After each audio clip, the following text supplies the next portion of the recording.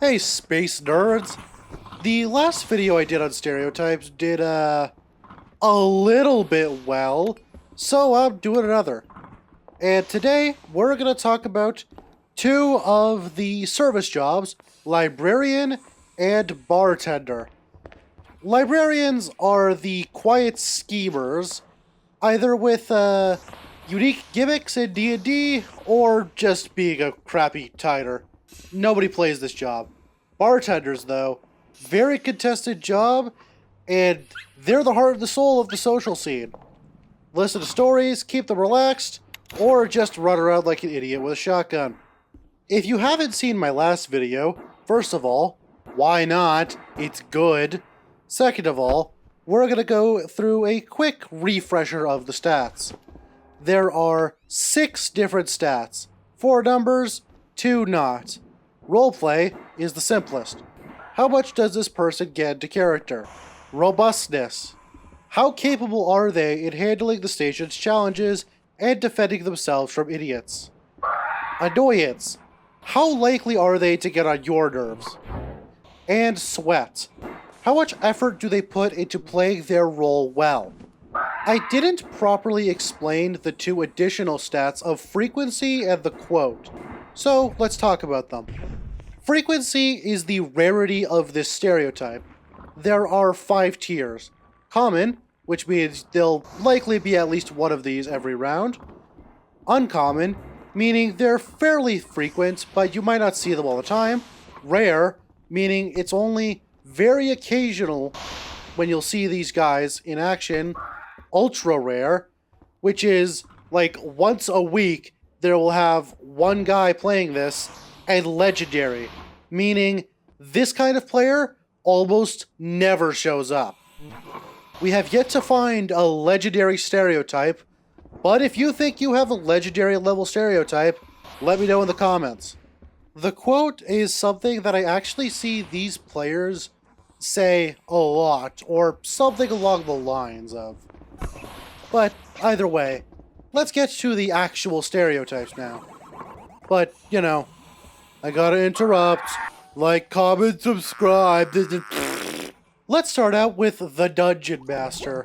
There's only 2 Librarian roles, so they're gonna feel very night and day. But the DM is a Librarian who lives and breathes Dungeons and Dragons. They're here for one thing and one thing only: to run a campaign within a space station session. You'll find them in the library, meticulously setting up advertising over radio. Roll for stats. Roleplay, 5, obviously. They're literally a dungeon master. They play Space Station as a break from Dungeons and Dragons. And they play Dungeons and Dragons, or a similar game, for the roleplay. They're fully committed to their world, and fully committed to everything that happens in the library. They do not give a single shit what happens. They will absolutely stick by their campaign. Robustness, just a 1. They're here to fight, save the station, or fight anyone, really. They're just here to run campaigns. They're not useless, and they're not going to end up dead for no reason, but if a guy shows up with a toolbox, they'll probably get their ass kicked. Annoyance is a 0. They stay in the library all the time. They don't bother anyone. Don't. They're not your enemy. Sweat, full 5. They will not leave the library. I need to repeat that because they literally never will leave the library, no matter what happens. They're dedicated, and they're probably also a longtime DM in real life, and just want to craft short little stories, or are using Space Station to test out their new campaign setting. We'd have more success talking about them, how they play D&D. As for frequency, they're rare. You don't see them very often, but when you do, it's pretty obvious because they will not shut up on the radio about, "Guys, D&D in the library will start in 5 minutes, come on, guys." And after that, you'll never hear from them again. Unless you go to the library, obviously. So now, as we transition from the high role-playing Dungeon Master Librarian, we go to the very low role-playing Tighter Librarian. The Tighter Librarian is just a Grey Tighter, but they wanted space to call their own, and the library is usually an unclaimed spot by pretty much anyone. Doesn't matter whether they want a stash for stolen Contra, call hideout, something random, specifics don't matter. They just don't want to play Librarian for the sake of Librarian. The library is just usually passed over by most of the crew. Here's the stats. For roleplay, 1, they're not here to roleplay or develop a character. They won't lack roleplay, they just don't care about it that much. As for robustness, there's a 2. They're not exactly the most capable, but they know enough to stop any other random tighter from coming in and stealing their stuff. While they are more robust than the Dungeon Master, they really do not understand the potential of the cane, and as such will not use it properly. Annoyance. It depends on how they go about securing their space. This can range from just hiding all their Contra behind a bookshelf or something and not being a problem, or leaving it out and sitting in the library the entire shift, attacking anyone who dares enter. They're not out to cause trouble, but because of the nature of having a stash of random crap, they're gonna piss someone off. Despite all this, sweat's a 0. They don't care. Halfway through the round, their stuff's gonna get raided, they won't notice, they won't care, they'll go on to do something else and never come back to the library. Which is a shame. It's a damn shame. Now, Librarian only has 2 stereotypes because I legitimately cannot think of any more. I don't see people play the role that much or ever actually interact with anything as a librarian besides those 2 stereotypes. Let me know in the comments if you've seen anyone that's actually played the role to be a librarian. Because I'm not sure how much interesting roleplay moments can come from a guy that sits in his office hoarding books all day. The Bartender, though, ooh boy! There's 3 stereotypes that I have for Bartender, but you could easily come up with more. I just find these to be the most all-encompassing stereotypes, and every other stereotype kind of divides from one of these 3. First of all, we have the smooth talker. This is your classic roleplay heavy bartender. The guy who lives for the social interactions at the bar. They light up whenever someone says, "I'll have the usual," or anything similar. They'll serve up drinks and stories with the same flair. They've probably got a good-ish grasp on the drink book and are more focused on creating an atmosphere. You'll probably find them deep in the middle of a conversation with a patron, only to be bashed in the back of the head by the psychologist because they made the rookie mistake of suggesting crippling alcoholism as a solution for mental issues. Serving you up some stats there. Roleplay, solid 5. Smooth Talker thrives on roleplay alone. Every interaction at the bar will feel like a scene from a well-crafted story. They're all about dialogue, development, and a memorable story for everyone involved. Robustness varies pretty extensively, from 1 to 3.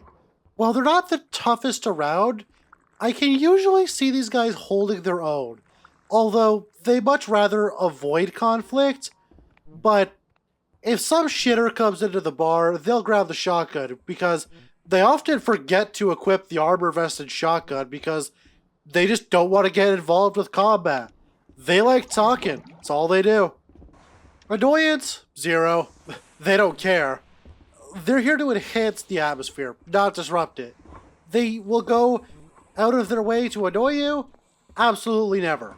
Not happening. I have not seen a single smooth talker piss anyone off for any reason.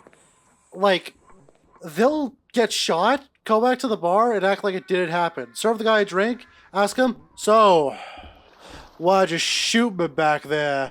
It's pretty rude of you there, boy. Want to talk about it? Seriously, it's almost ungodly how patient they are. As for Sweat, it's a 2. They put a lot of effort into roleplay and flowing and the drinks, but they're not overly concerned about the nitty-gritty details. If something goes wrong and bar gets blown up, they often really won't care enough to bother fixing it, and will just end up roleplaying in the halls instead. They'll do their best to keep things going, though. And moving on from the roleplay legend of the Smooth Talker, we have the polar opposite. I had a debate on whether to call this an angry bartender or shotgun tighter, but angry bartender is just a subgenre of shotgun tighter, so we're gonna go with shotgun tighter. This guy's got one goal: get a shotgun and screw around with it. That's it. They'll probably end up shooting someone over something trivial and have the shotgun confiscated by the old security department. They have the recipe for improvised shells memorized, but drinks, they have no idea what they're doing.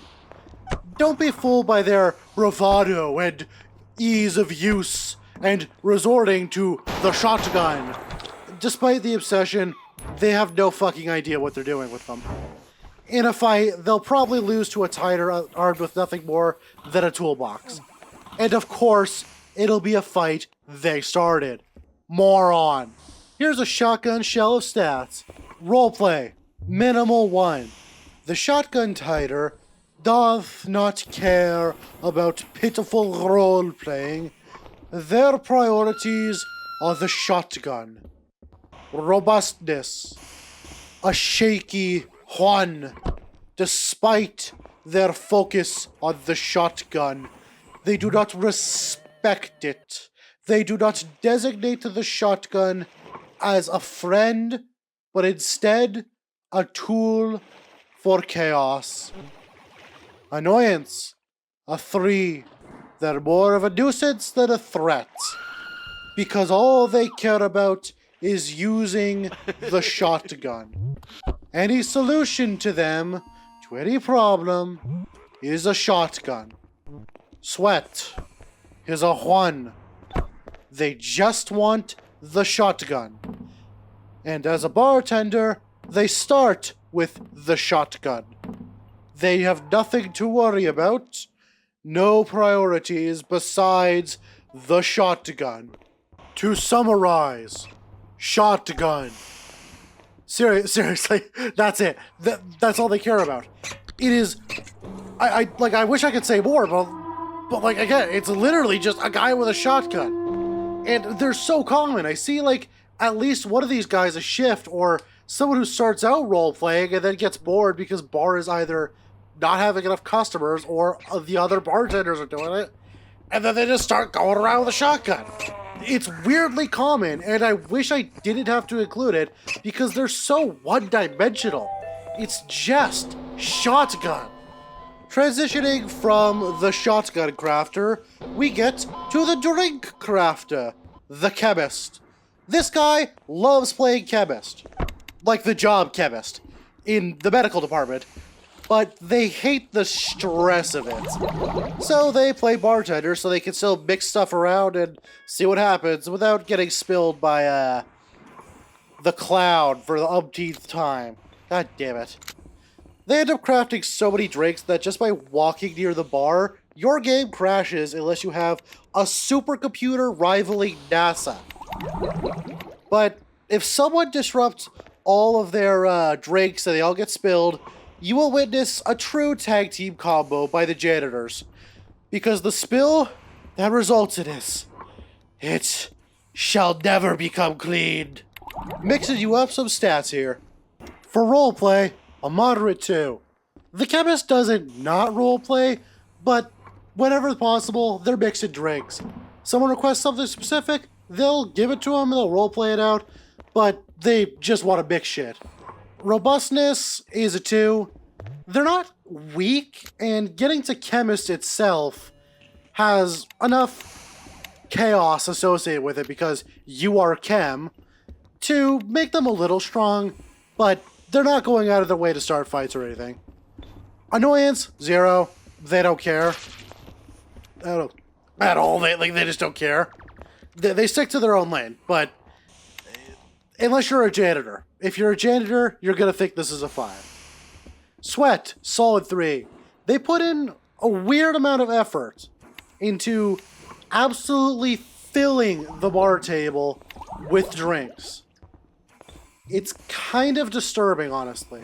And that is going to wrap it up for this episode. As always, let me know if I missed, I'm stuck on chemist brain rot. Missed any important stereotypes in the comments below. And just let me know what you think. On one hand, free algorithm, but on the other hand, I like hearing what you guys think because it makes videos better. Yes. Also, sub. You like video, me make more video, you watch video good, yes, okay, bye.